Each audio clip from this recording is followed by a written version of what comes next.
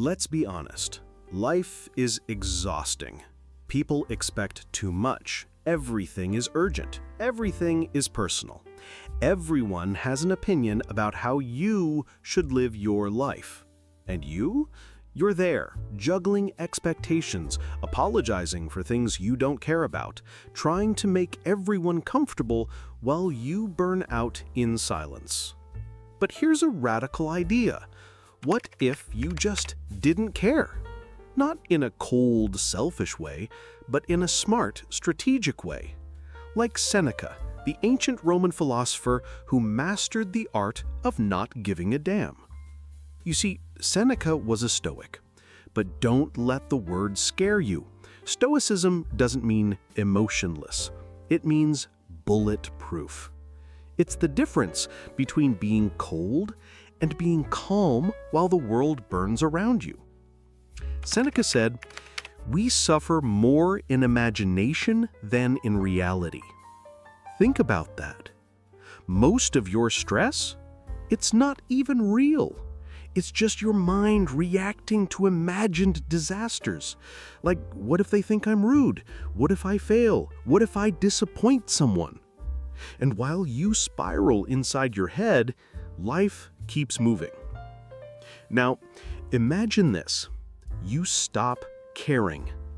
Not about everything, but about the wrong things. You stop answering every message instantly. You stop attending every pointless meeting. You stop saying yes just because it's polite. You stop reacting to every passive-aggressive comment from your cousin, your coworker, your neighbor's dog. You reclaim your time, your peace, your power. That is the art of not giving a damn. Let me paint a picture. You're watching Attack on Titan. Aaron's fighting for freedom, everyone's yelling, chaos, and yet you notice something strange. Levi, silent, focused, not reacting to the drama around him. While everyone loses their minds, he moves with calm violence. That's Stoicism. That's Seneca. That's the energy. But society tells you, be nice, be available, be helpful. All the damn time. So you become a people-pleasing zombie, addicted to approval, terrified of offending anyone. You become the product, not the person. Seneca saw that coming 2,000 years ago. He wrote, "He who is everywhere is nowhere." And that's exactly what we do. We try to be everywhere, online, offline, in every group chat, every birthday, every crisis, every damn trend, until we disappear into noise. Our identity dissolves. And the worst part, we call it being responsible. Let me ask you something. When was the last time you said no? Without a long excuse, without guilt, without overthinking. Just no. Period. Exactly. It's rare.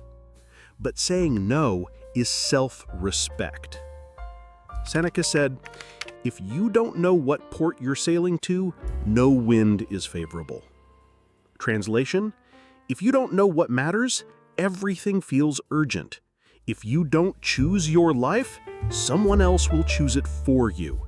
Your time, your energy, your mental space, they are the currency of modern slavery. And people will spend it for you if you let them. Let's look at a different example. You ever seen The Office? There's this moment where Jim just stops trying.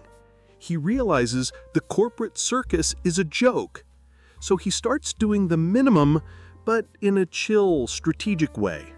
He's not lazy, he's just free. That's the Stoic way, caring less about the game, focusing more on inner peace. And it's not apathy, it's clarity. Here's a cold truth. Most people don't care about your well-being. They care about what you do for them. So, if you're always available, always sacrificing, always adjusting, they will take advantage. Not because they're evil, but because you're useful. Seneca would say, "It is not that we have a short time to live, but that we waste a lot of it." And wasting time on things you don't care about, that's the biggest betrayal of self. You remember BoJack Horseman? Yeah, the depressed talking horse. There's a moment where he says, "I don't know how to be okay." And that hits, because most of us don't. We chase validation, status, performance. We want to be liked, respected, seen. But we forget how to just be. Seneca reminds us, you don't need permission to be at peace. You don't need applause to be valuable. You don't need to fix everyone's problems to be worthy. Now, let's be clear.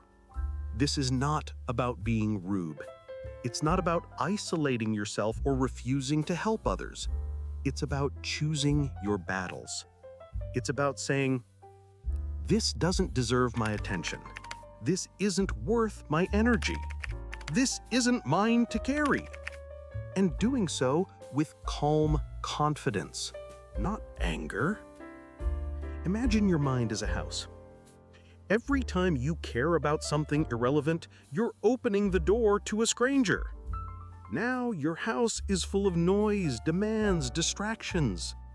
But when you start locking the door, when you only let in what truly matters, you feel peace again. That's stoicism in action.